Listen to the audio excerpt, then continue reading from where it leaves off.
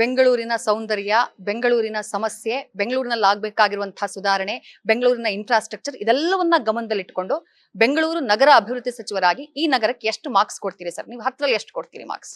ಆ ಥರ ನಾನು ಆ ರೀತಿ ಯೋಚನೆ ಮಾಡೋನಲ್ಲ. ನೋಡಿ, ಬೆಂಗಳೂರು ನಿಮ್ಗೆ ಹೇಗಿದೆಯೋ ಗೊತ್ತಿಲ್ಲ, ನಮ್ಗೆ ಹೃದಯದಲ್ಲಿ ಬೆಂಗಳೂರಿದೆ.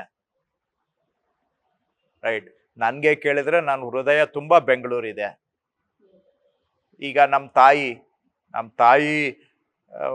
ನೀವು ನೋಡ್ಬಿಟ್ಟು ನಮ್ಮ ತಾಯಿ ಒಳ್ಳೆಯವರು, ನಮ್ಮ ತಾಯಿ ಅದು ಅಂತ ನೀವು ಕಾಮೆಂಟ್ ಮಾಡ್ಬೋದು. ನನಗೆ ನಮ್ಮ ತಾಯಿನೇ.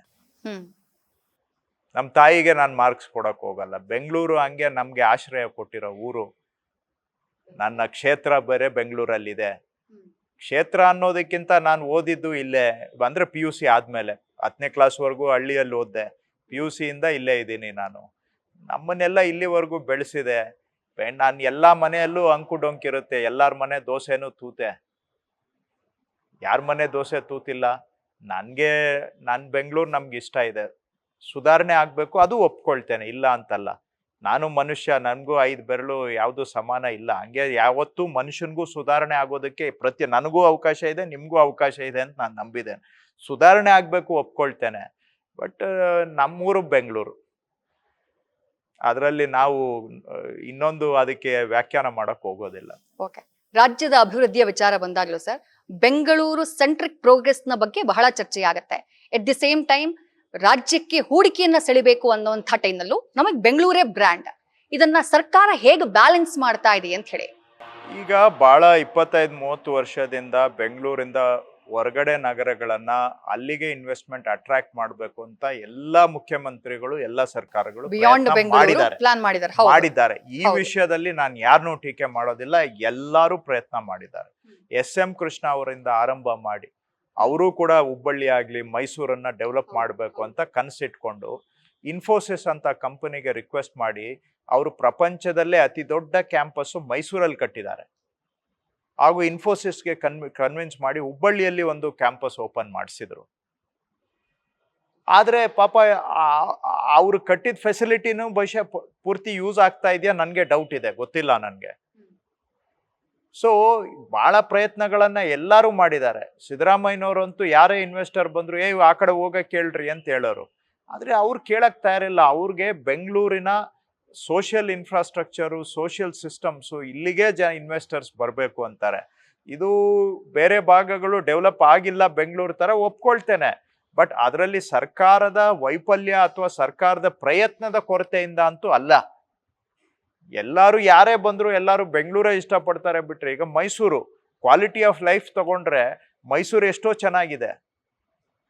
ನನ್ಗೂ ಏನಾನ ಚಾಯ್ಸ್ ಕೊಟ್ರೆ ಹೋಗಿ ಮೈಸೂರಲ್ಲಿ ವಾಸ ಮಾಡ್ತೇನೆ, ಚಾಯ್ಸ್ ಕೊಟ್ರೆ. ಆದ್ರೆ ಬಟ್ ಯಾರು ಇನ್ವೆಸ್ಟರ್ಸ್ ಹೋಗೋದಿಲ್ಲ ಅಲ್ಲಿ. ಮೈಸೂರಲ್ಲಿ ನಿಮ್ಗೆ ಟ್ಯಾಲೆಂಟು ಸಿಗುತ್ತೆ, ಒಳ್ಳೆ ಬೆಂಗಳೂರು ತರಾನೇ ವಾತಾವರಣ ಇದೆ. ಹತ್ರ ಎಲ್ಲ ಪರ್ವತಗಳಿದಾವೆ, ನದಿಗಳಿದಾವೆ, ಎಲ್ಲ ಇದೆ. ಎಲ್ಲ ಅಂಡ್ ಜನನು ಕೂಡ ವೆಲ್ಕಮಿಂಗ್ ಇದ್ದಾರೆ ಬೆಂಗಳೂರು ತರ. ಆದ್ರೂ ಅಲ್ಲಿ ಹೋಗೋದಿಲ್ಲ. ಆಮೇಲೆ ಇನ್ಫ್ರಾಸ್ಟ್ರಕ್ಚರ್ಗೆ ಏನ್ ಕೊರತೆ ಇದೆ ಮೈಸೂರಲ್ಲಿ? ಏರ್ಪೋರ್ಟು ಇದೆ, ಒಳ್ಳೆ ಹೈವೇ, ಸೂಪರ್ ಎಕ್ಸ್ಪ್ರೆಸ್ ವೇ ಇದೆ, ಮೈಸೂರು ಒಳಗಡೆ ರೋಡ್ಸ್ ಚೆನ್ನಾಗಿದ್ದಾವೆ. ಆದ್ರೆ ಇನ್ವೆಸ್ಟರ್ಸ್ ಹೋಗೋದಿಲ್ಲ. ಏನ್ ಮಾಡೋದು? ಇದು ಪರಿಸ್ಥಿತಿ. ವಾಸ್ತವಾಂಶವನ್ನು ನಾವು ಅರ್ಥ ಮಾಡ್ಕೋಬೇಕು.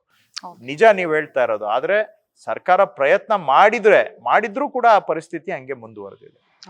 ಕೃಷ್ಣ ಬೈರೇಗೌಡರನ್ನ ಈಗ ಸಚಿವರಲ್ಲ ಅಂತ ಅಂದ್ಕೊಳ್ಳೋಣ ಸರ್. ಒಬ್ಬ ನಾಗರಿಕರಾಗಿ ನಿಮ್ಮನ್ನಿಡೋಣ. ಒಬ್ಬ ನಾಗರಿಕರಾಗಿ ಸರ್ಕಾರಕ್ಕೆ ಏನೋ ಸಲಹೆ ಕೊಡಬೇಕು ಬೆಂಗಳೂರು ಅಭಿವೃದ್ಧಿಗೆ ಸಂಬಂಧಪಟ್ಟ ಹಾಗೆ ಅಂತಂದ್ರೆ, ಒಬ್ಬ ನಮ್ಮವರಾಗಿ ಜನಸಾಮಾನ್ಯರಾಗಿ ಏನ್ ಸಲಹೆ ಕೊಡ್ತೀರಿ ಸರ್ಕಾರಕ್ಕೆ? ನಾನು ಮಂತ್ರಿಯಾಗೂ ಅದೇ ಹೇಳ್ತೇನೆ, ನಾಗರಿಕನಾಗಿನೂ ಕೂಡ ಅದೇ ನಂದು ಅಭಿಪ್ರಾಯ. ಬೆಂಗಳೂರಲ್ಲಿ ಬೇಸಿಕ್ಸ್ ನ ಕೆಲಸ ಮಾಡಿದ್ರೆ ಸಾಕು. ಬೇಸಿಕ್ ಅಡ್ಮಿನಿಸ್ಟ್ರೇಷನ್ ಕೆಲಸ ಮಾಡಬೇಕು, ಬೇಸಿಕ್ಸ್ ಕೆಲಸ ಮಾಡಬೇಕು. ಅಂದ್ರೆ ಒಂದು ರೋಡು ಕ್ವಾಲಿಟಿ ರೋಡ್ ಮಾಡಬೇಕು, ಒಂದು ಗಾರ್ಬೇಜ್ ಕಲೆಕ್ಷನ್ ಮನೆಗೆ ಹೋಗಿ ಮಾಡಬೇಕು. ಈ ತರ ಟ್ರಾಫಿಕ್ ರೂಲ್ಸ್ ಅನ್ನ, ಬೇಸಿಕ್ ಟ್ರಾಫಿಕ್ ರೂಲ್ಸ್ ಅನ್ನ ಎಲ್ಲರೂ ಫಾಲೋ ಮಾಡಬೇಕು. ಎನ್ಫೋರ್ಸ್ಮೆಂಟು ಆಗಬೇಕು. ಸೊ ಆಡಳಿತ ಬೇಸಿಕ್ಸ್ ಕೆಲಸ ಮಾಡಬೇಕು. ಸೊ ಬೇಸಿಕ್ಸ್ ಆದ್ರೆ ಬಹುಶಃ 50% ಸುಧಾರಣೆ ಆಗುತ್ತೆ. ಸೊ ನಾಗರಿಕನಾಗಿನೂ ನಾನು ಅಷ್ಟನ್ನೇ ಬಯಸೋದು. ಬೇಸಿಕ್ ಇಶ್ಯೂಗಳು ಸರಿಯಾಗಿ ಕೆಲಸ ಮಾಡಬೇಕು. ಬೆಂಗಳೂರಿನ ಅಭಿವೃದ್ಧಿಗೆ ಸಂಬಂಧಪಟ್ಟ ಹಾಗೆ CM DK ಶಿವಕುಮಾರ್ ಅವರು ಈ ಹಿಂದೆ ಅವರು ಬೆಂಗಳೂರು ನಗರ ಅಭಿವೃದ್ಧಿ ಸಚಿವರಾಗಿದ್ರು. ಅದಾದ ನಂತರ ಬಹಳಷ್ಟು ಸಂದರ್ಭಗಳಲ್ಲಿ ಮಾತನಾಡಿದ್ದಾರೆ. ನಿಮ್ಮ ಆಲೋಚನೆಗಳು ಕೂಡ ಬೆಂಗಳೂರು ಅಭಿವೃದ್ಧಿಗೆ ಸಂಬಂಧಪಟ್ಟ ಹಾಗೆ ವಿಷನ್ಗಳು ಕೂಡ ಬಹಳ ಸ್ಟ್ರಾಂಗ್ ಆಗಿದ್ದಾವೆ. ಈಗ ಈ ಕಾಂಬಿನೇಷನ್ ಹೆಂಗ್ ವರ್ಕ್ ಆಗ್ತಾ ಇದೆ ಸರ್? ಕ್ಲಾಶಸ್ ಆಗ್ತಾ ಇದೆಯಾ, ಅದು ವಿಷನಲ್ ಕ್ಲಾಶಸ್ ಆಗ್ತಾ ಇದೆಯಾ, ಅಥವಾ ಸಹಕಾರದಿಂದ ಹೋಗ್ತಾ ಇದೆಯಾ? ಹೆಂಗಿದೆ ಸರ್, ಹೆಂಗ್ ವರ್ಕ್ ಡಿ ಕೆ ಶಿವಕುಮಾರ್ ಅವ್ರದ್ದು ಸ್ಟ್ರೆಂತ್ಸ್ ಬೇರೆ ಇದೆ, ನಮ್ ಸ್ಟ್ರೆಂತ್ ಬೇರೆ ಇದೆ.